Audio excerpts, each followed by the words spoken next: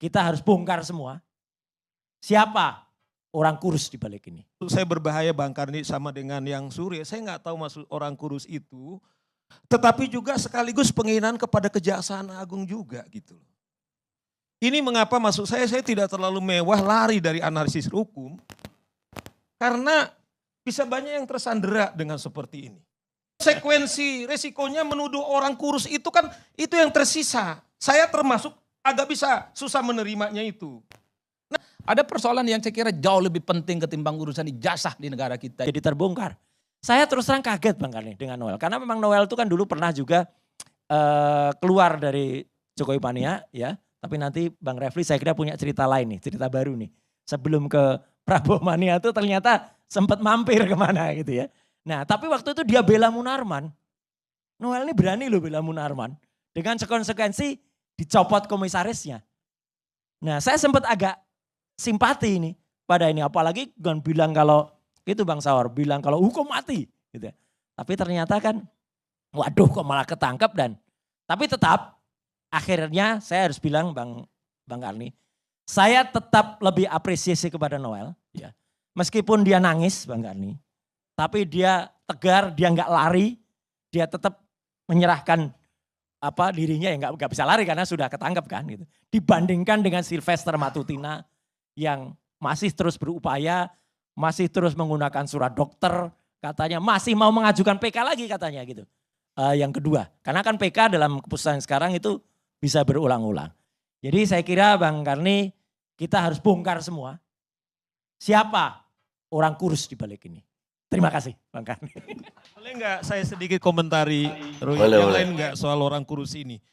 Nah inilah menurut saya sebagai praktisi hukum agak berbahaya Bang Karni. Sebab tadi Surya juga mengatakan banyak orang kurus di sini atau mungkin semua orang kurus di Indonesia bisa tersandera. Saya masih ingat begini dulu, Mas Suryo. Siap. Dulu Fahri Hamzah itu waktu pilpres tahun berapa dulu sempat kan Ratna Sarumpait. Kemudian dituduh dia disiksa. Padahal perjalanan saya masih ingat, saya di forumnya Bang Karni. Padahal oplas waktu itu ya. Jadi waktu itu gini, masalahnya statementnya Fahri itu dia mengatakan begini, begitu biadab kok laki-laki sanggup mengenai seorang wanita. Perjalanan waktu ternyata lain. Nah saya bilang sama Fahri waktu itu, saya kira jejak digitalnya ada. Fahri, dalam banyak hal kan kita berbeda pendapat.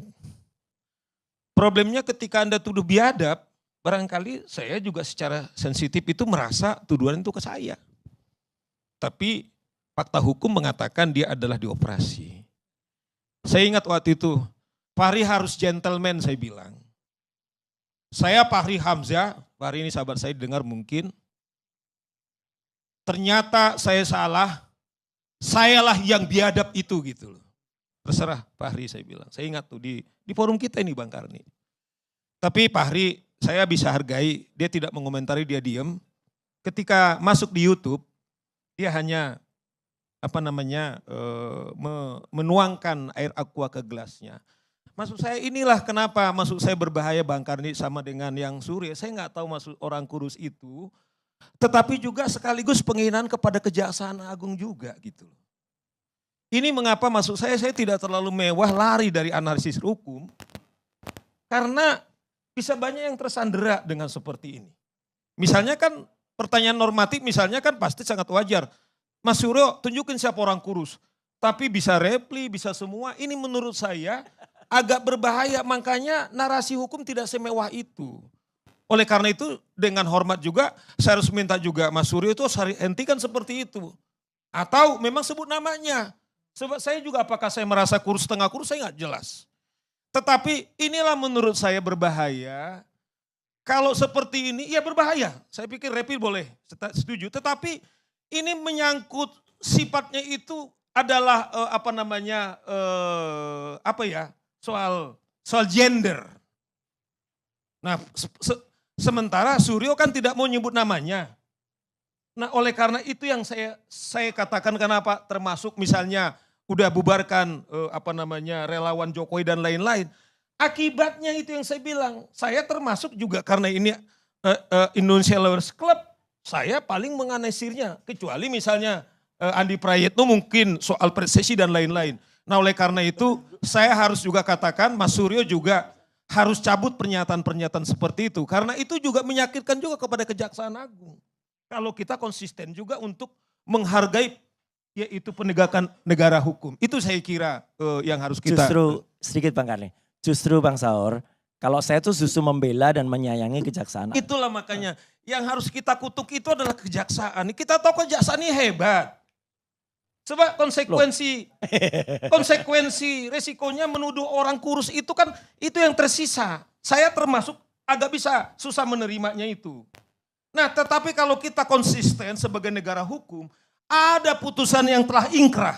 Nah, Tadi yaudah. Bang Karni bilang, saya juga mengatakan itu. Jangan sampai nanti kejaksaan ini didemo. Apakah betul Anda bisa diintervensi? Ini kan berbahaya. Jangan-jangan nanti semua hukum yang dilakukan kejaksaan kemudian bisa kita tuduh oleh orang kurus misalnya. Atau orang gemuk. Nah oleh karena itu menurut saya itu hentikan itu. Tetapi kita analisir kepada analisis hukumnya. Dan kita kroyok seperti juga ada upaya hukum juga yang dilakukan kepada kejaksaan. Saya menghormati itu. Daripada ada lagi korban yang lain. Itu maksud saya catatan kepada Mas Suryo. Terserah Mas Suryo seperti apa, tapi sebagai sahabatmu saya kasihkan komentar soal itu. Makasih. Ya, terima Persoalan Wakil Menteri Ketenagakerjaan. Ada persoalan-persoalan besar, jumlahnya fantastis, ratusan miliar dan bahkan triliunan yang saya kira perlu diusut. Sebagai bentuk bagaimana persoalan korupsi itu ya bukan hanya tampak di permukaan, tapi juga menyelam di kedalaman di mana ada aktor-aktor kakap yang selama ini tidak pernah tersentuh oleh faktor hukum. Dan itu yang kita tunggu hingga indeks persepsi korupsi kita yang saat ini positif. Hasil survei menunjukkan betapa pemberantasan korupsi memasuki 9 bulan pemerintahan itu saya kira mendapatkan resultante yang cukup positif. Kuncinya adalah persoalan-persoalan korupsi besar di negara ini jangan pernah ada ampun. Seperti yang disampaikan oleh Pak Presiden. Nggak peduli dia. Apapun agamanya, apapun sukunya, apapun partainya, kalau salah dia harus ditendak dan harus dieksekusi secara signifikan. Itu yang pertama terkait dengan persoalan Bung. Yang kedua terkait dengan kasus Bang Silvester. Terus terang kita semua nggak tahu Bang Silvester ini ada persoalan hukum yang menggantung, apapunlah judulnya. Saya kan tidak terlampau mendalami persoalan-persoalan hukum. Ini tentu terjadi karena terjadi huru-hara antara Bang Roy dengan Bang Silvester dan Bang Andi ini. Kalau tidak ada tuding-metuding soal statusnya akan dinaikkan apa segala macam, orang tidak akan tahu, Bang. Ini tentu tidak terlepas karena perang saudara antar mantan pendukung Pak Jokowi ini. Bang Roy ini apapun judulnya pernah menjadi bagian dari Pak Jokowi. Bahkan yang nyetir pertama kali mobil SMK ke Jakarta ya Bang. Per hari ini menjadi rival yang paling utama. Tiada hari Bang Roy itu tanpa Jokowi. Nyanyiannya paling indah.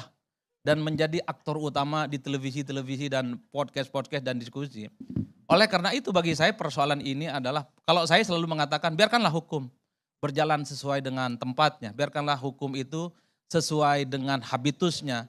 Yaitu mencari keadilan, katakan yang salah dan kemudian katakan yang benar. Oleh karena itu saat ini kan sedang berjuang. Silvester itu katanya sedang PK dan seterusnya dan seterusnya. Ditolak dan seterusnya. Dan pasti akan ada upaya-upaya hukum lain tentu untuk mencari itu semua. Yang jelas persepsi terkait dengan pemberantasan korupsi, penegakan hukum di Indonesia itu per hari ini sudah mendapatkan respon positif. Pemerintah itu jempolnya dapat 10 Bang. Karena saking hebatnya soal pemberantasan korupsi dan penegakan hukum. Saya kira ini tren yang harus dipertahankan. Ini tren yang harus dilanjutkan. Sehingga persoalan-persoalan apapun di negara kita, mulai dari persoalan korupsi, kasus-kasus hukum apapun seperti pencemaran nama baik, sepanjang itu belum selesai, saya kira memang harus mulai dituntaskan di negara kita. Dan yang terakhir, terlepas dari persoalan hukum yang terjadi pada Bang Silvester, yang ingin saya katakan soal bahaya menuduh politik identitas.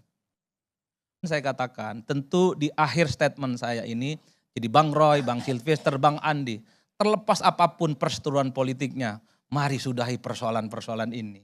Duduk bersama, ngobrol bersama. Ada persoalan yang saya kira jauh lebih penting ketimbang urusan ijazah di negara kita itu. Apa persoalan terpenting kita? Ayo pikirkan bagaimana orang yang tidak kerja itu bisa kerja. Ayo pikirkan bersama bagaimana orang yang selama ini gajinya tidak naik bisa menjadi naik. Bagaimana pengangguran dan kemiskinan itu bisa dikurangi dan seterusnya dan seterusnya. Saya kira ini adalah persoalan-persoalan yang penting di negara kita. Butuh advokasi dan keseriusan yang bersama. Sehingga seluruh anak bangsa yang saat ini berseteru saling bekerja sama. Kemudian yang paling penting yang kita inginkan adalah bangsa yang baldatun toyibatun warofun wafur. Pemilu masih panjang Bang. Tahan dulu energinya. Staminanya tahan. Dan saya kira inilah yang kemudian disebut oleh publik. Jangan sampai buang-buang energi untuk sesuatu yang sebenarnya tidak terlampau penting untuk urusan dan bangsa dan negara. Ada yang lebih prinsipil, kemiskinan, keterbelakangan, dan kesejahteraan. Saya kira itu adalah agenda utama yang mesti harus kita hadapi di masa-masa yang akan datang. Yang benar dari Allah, yang salah dari syaitan, saya tidak berbuat apa-apa. Terima kasih Bang Karni. Wassalamualaikum warahmatullahi wabarakatuh. Sedikit Bang Karni, karena tadi saya disinggung gini. Terima kasih nasihatnya juga Bang Adi Pray. Tapi menurut saya tetap tidak setuju kalau dikatakan soal ijazah itu nggak penting. Penting, soal ijazah itu tetap penting karena yang namanya kejujuran dan kenegarawanan itu penting. Nah maka untuk menuntaskan itu Bang Karni, Jumat ini akhirnya kita grand launching buku Jokowi White Paper. Silahkan baca, terima kasih. Jualan buku.